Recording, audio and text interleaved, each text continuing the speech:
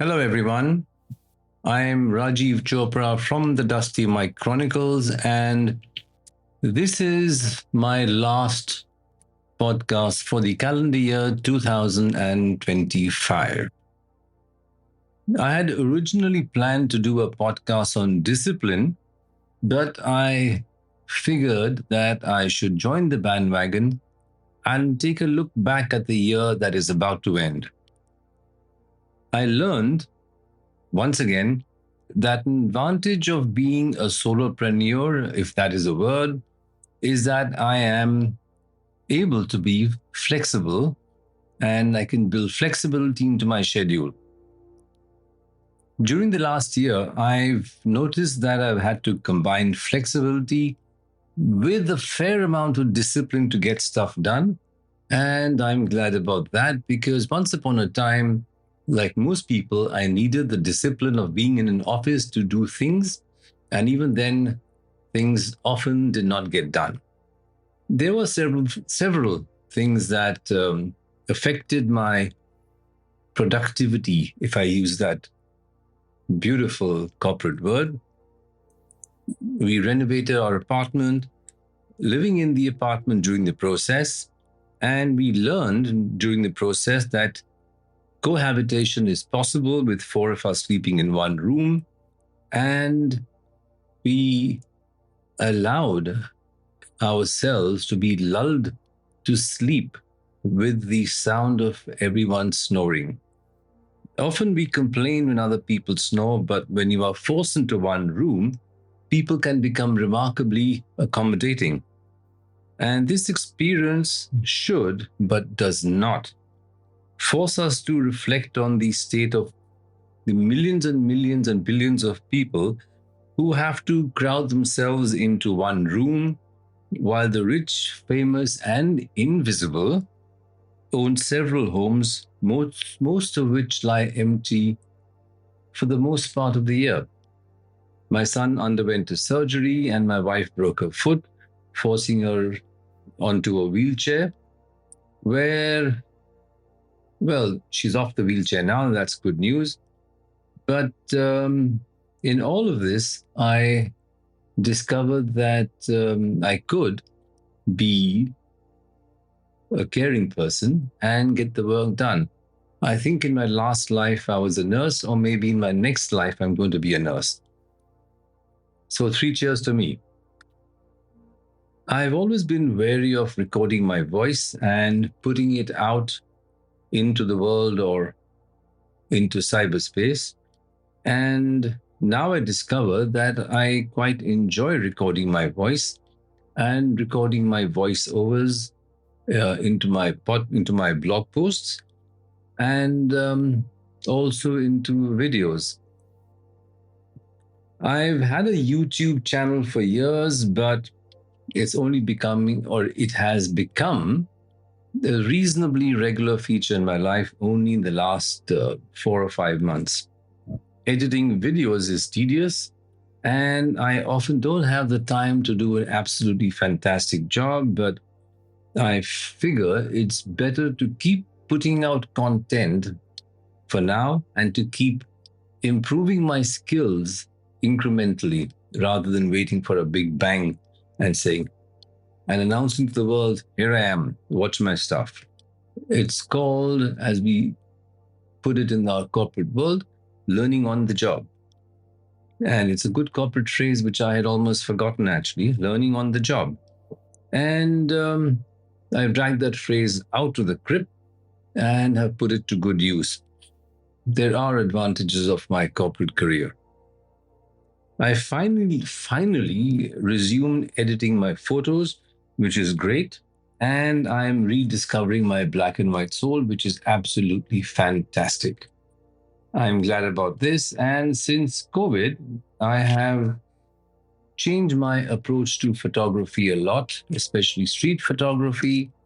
And, I now put people on the margin of the frame because inequality has increased dramatically in the world. And even those of us who are somewhat more comfortable than many are actually on the margin. We think we influence things, but we actually don't.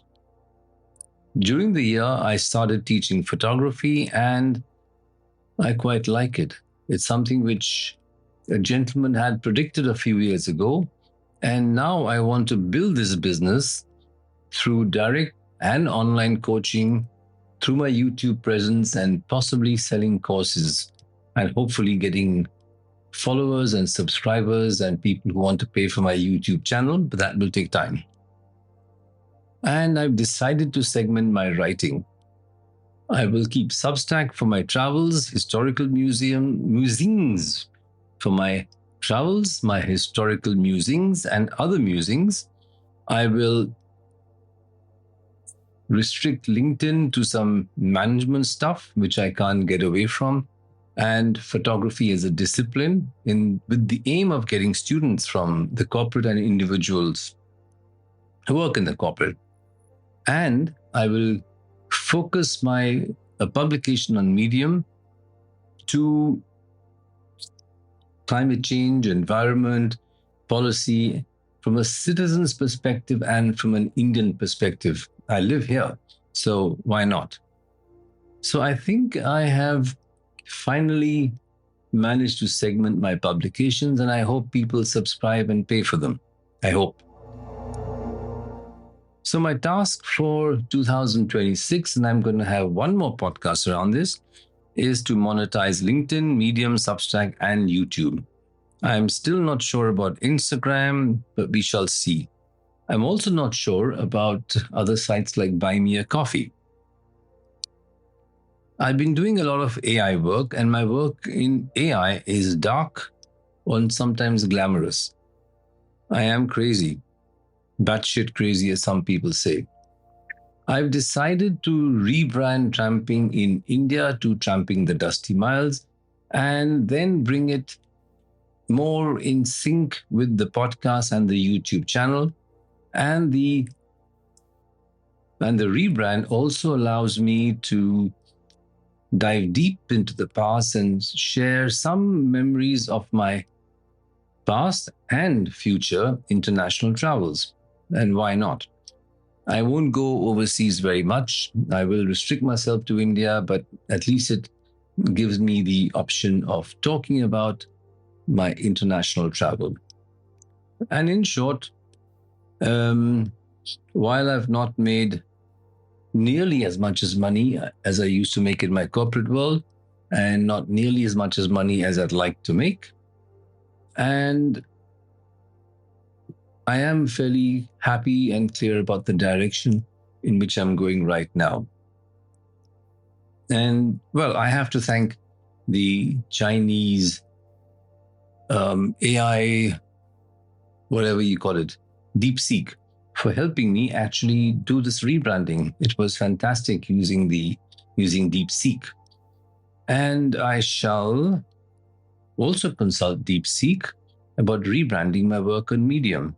So I am indulging in some craziness. And I realize that as I use these LLMs, or large language models as they are called, I am not being friendly to the environment. So it's now time to draw the curtain on 2025. There are just about 3 or 4 days left.